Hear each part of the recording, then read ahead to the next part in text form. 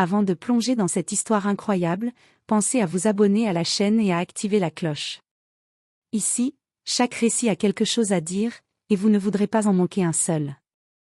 La pluie tombait en fines aiguilles sur la petite ville endormie. Dans le silence d'une ruelle, un homme était assis, le visage blême et les yeux perdus dans le vide. Son cœur battait à tout rompre, mais ce n'était pas l'excitation, c'était la peur, la culpabilité, la douleur. Une fillette s'approcha timidement, tenant dans ses petites mains un bouquet de fleurs fanées. Ses yeux étaient sérieux, presque sages au-delà de son âge. « Ton bébé est encore en vie », dit-elle d'une voix douce mais ferme. Ces mots frappèrent l'homme comme un coup de tonnerre. Il recula, incrédule. Son esprit tourbillonnait. Comment ? Après tout ce qu'il croyait. Après cet accident, il était certain que... Mais lorsqu'il suivit la fillette jusqu'à un petit abri, la vérité éclata devant lui. Le bébé, fragile et frêle, était là, emmitouflé dans une couverture, ses yeux grands ouverts, scrutant le monde avec une innocence désarmante. Et pourtant, la scène était déchirante, le nourrisson portait des blessures invisibles, des marques de l'épreuve qu'il avait traversée, rappel cruel que la vie avait été mise à l'épreuve. L'homme s'agenouilla, les larmes coulant librement, submergé par la culpabilité et le soulagement mêlés. Il comprit alors que sa vie, son monde, ne serait plus jamais la même. Et tandis que la pluie continuait de tomber autour d'eux, une question brûlait dans son esprit, comment réparer ce qui avait été brisé ? L'homme s'appelle Marc.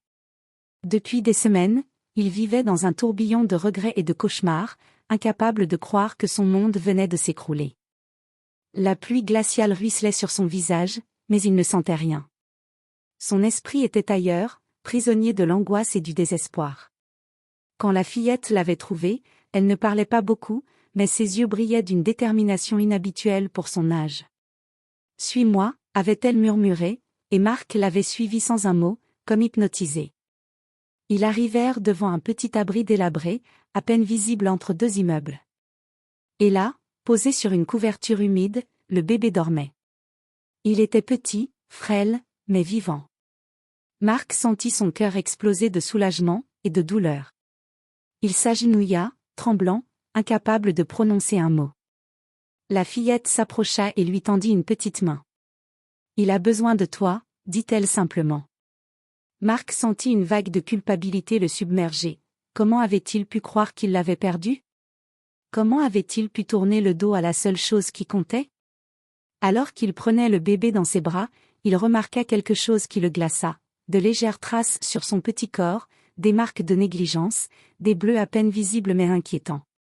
Son cœur se serra.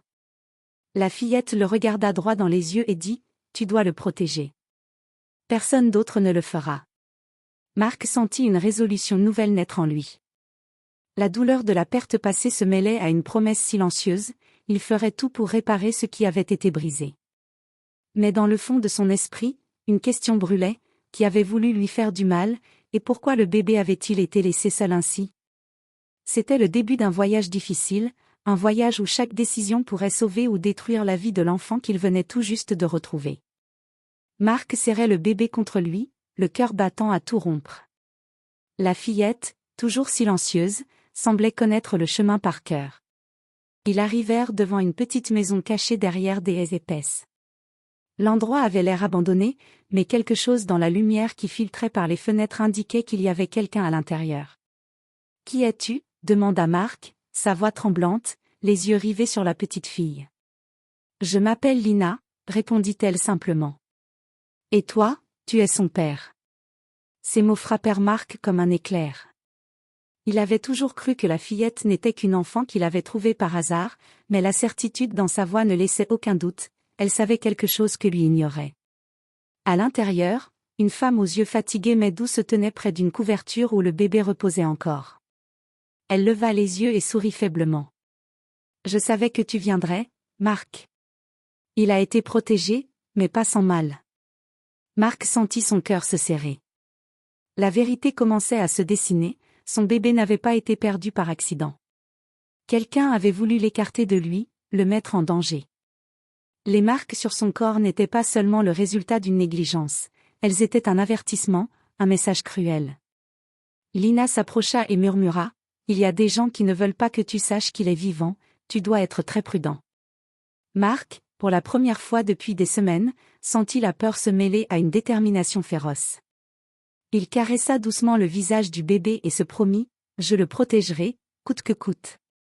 Même si cela signifie affronter des ennemis que je ne connais pas encore. » Mais une question restait suspendue dans l'air, qui était derrière cette machination, et jusqu'où serait-il prêt à aller pour empêcher Mark de retrouver son enfant? La pluie continuait de tomber à l'extérieur, mais à l'intérieur, un nouveau chapitre commençait. Un chapitre de secrets, de révélations, et de combats à venir. Le lendemain matin, Mark se réveilla avec le bébé blotti contre lui. La nuit avait été courte, pleine de cauchemars et de questions sans réponse. Lina était déjà debout, préparant silencieusement un petit déjeuner frugal. Chaque geste de la fillette montrait une maturité inhabituelle pour son âge, et Mark ne pouvait s'empêcher de se demander ce qu'elle avait vécu pour devenir ainsi. Après un moment de silence, il prit une profonde inspiration. « Lina, qui voulait faire du mal à mon bébé ?» La fillette baissa les yeux. « Je ne sais pas tout, mais je sais que certaines personnes ne veulent pas que tu sois heureux. Elles veulent que tu échoues. » Ces mots glacèrent Mark jusqu'au bout des os. Les souvenirs refirent surface, la dernière fois qu'il avait senti une menace proche, il n'avait pas su la reconnaître. Maintenant, il savait que le danger était réel et proche. Il décida de commencer à enquêter. Il emmena le bébé et Lina dans la petite ville voisine pour chercher des indices. Ils passèrent par des ruelles étroites, interrogeant discrètement des commerçants, des voisins, essayant de comprendre qui aurait pu vouloir s'en prendre à son enfant. C'est là qu'il rencontra un vieil homme, silencieux et mystérieux, qui sembla reconnaître Mark immédiatement. « Tu cherches des réponses, mais certaines vérités sont plus dangereuses que tu ne le crois, jeune homme. » Mark sentit son cœur se serrer. Il ne connaissait pas cet homme, mais son regard sérieux lui faisait froid dans le dos. Le vieil homme murmura, « Ton bébé n'est pas la seule cible, tu le es aussi. Ceux qui ont orchestré tout ça, ils ont des yeux partout. Ils savent que tu es revenu. » Mark sentit une colère froide le submerger. Il serra le poing, déterminé. Alors ils vont regretter d'avoir sous-estimé un père prêt à tout. Mais une pensée le troubla, si ses ennemis étaient si puissants et si organisés, comment protéger son bébé, et Lina? Chaque décision devenait une question de vie ou de mort. Alors qu'ils reprenaient leur chemin, Mark comprit que la pluie qui tombait dehors n'était rien comparée à l'orage qui se préparait dans sa vie. Il n'était plus seulement question de retrouver et protéger son enfant, maintenant, il fallait survivre, et déjouer un complot qui semblait remonter à bien plus loin qu'il ne l'avait jamais imaginé. Les jours suivants, Mark s'enfonça dans les méandres de la ville, cherchant des indices sur ceux qui avaient voulu séparer son bébé de lui. Chaque rencontre, chaque conversation révélait une vérité plus inquiétante que la précédente. Des noms circulaient, des rumeurs, mais tout semblait mener à des personnes puissantes et invisibles. Une nuit, alors qu'il vérifiait des documents dans un petit café isolé, Mark reçut un appel anonyme. Une voix froide et mécanique résonna dans son oreille. « Mark, tu aurais dû rester loin. Chaque pas que tu fais rapproche le danger de toi et de ton enfant. » Avant qu'il ne puisse répondre, la ligne se coupa. Son cœur battait à tout rompre. Ce n'était pas une menace vide, quelqu'un savait exactement où il était. Le lendemain, il retourna à la maison avec Lina et le bébé, mais un sentiment d'urgence le poussait à agir rapidement. Il examina chaque pièce, chaque fenêtre, et c'est alors qu'il vit une silhouette disparaître derrière les haies. Trop rapide pour être vu correctement, mais assez pour savoir qu'ils avaient été suivis. Mark réalisa que le danger n'était pas seulement réel, il était à portée de main. Il devait comprendre qui voulait leur mal, et pourquoi. Ses recherches le menèrent à une organisation obscure qui semblait avoir des ramifications dans la ville entière, des figures influentes, des gens respectés en apparence, mais prêts à tout pour atteindre leurs objectifs. En parallèle, Lina lui confia un secret qu'elle avait longtemps gardé pour elle, « Je sais qui a mis ton bébé en danger, mais si je te le dis maintenant, ils viendront nous chercher tout de suite. » Mark sentit un mélange de peur et de détermination. Chaque seconde comptait, et il devait agir vite pour protéger sa famille. Le chapitre se termine sur une note de suspense. Alors que Mark regardait la pluie tomber à nouveau par la fenêtre, il vit une voiture noire ralentir devant la maison. Les phares s'allumèrent, et pour la première fois, il put distinguer le visage de celui qui tirait les ficelles, un sourire cruel, calculateur, et un regard qui promettait le chaos. Marc savait alors que le vrai combat venait de commencer.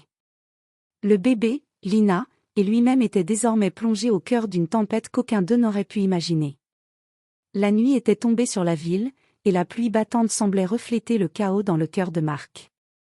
La voiture noire était toujours garée devant la maison, silencieuse, menaçante. À l'intérieur, Marc tenait son bébé contre lui, tandis que Lina observait la rue avec ses yeux perçants. Soudain, la porte s'ouvrit brusquement. L'homme au sourire cruel entra, accompagné de deux individus imposants. « Alors, c'est toi le père » dit-il d'une voix glaciale. « Tu aurais dû disparaître comme prévu. » Marc recula instinctivement, mais quelque chose en lui s'embrasa. La protection de son enfant n'était plus une option, c'était un devoir sacré. Il serra le bébé contre sa poitrine et avança d'un pas ferme. « Vous ne toucherez jamais à ma famille. » Jamais. Un combat s'ensuivit, mêlant tension, peur et adrénaline. Marc, malgré son manque d'expérience, se montra incroyablement déterminé, utilisant son intelligence et son instinct pour esquiver les attaques.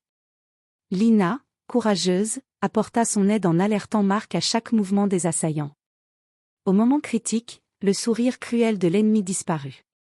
Dans un mouvement désespéré, Marc réussit à désarmer l'homme, qui tomba au sol, vaincu mais conscient de son échec. La police, alertée par Lina discrètement, arriva quelques instants plus tard, arrêtant les assaillants. Marc, tremblant mais soulagé, regarda son bébé paisiblement endormi. « Tu es vivant, et je te protégerai toujours, » murmura-t-il, les larmes coulant sur ses joues. Lina, fière mais émue, sourit timidement. « Tu as tenu ta promesse. » Le lendemain, le soleil perçait enfin les nuages. La maison, qui semblait si fragile la veille, brillait d'un nouvel espoir. Marc savait que le chemin serait encore long, reconstruire, protéger, aimer. Mais il avait appris une chose essentielle, même dans les moments les plus sombres, le courage, l'amour et la détermination peuvent triompher de n'importe quelle épreuve. Et tandis que Marc regardait son bébé dans ses bras, il sut que plus rien ne pourrait jamais les séparer.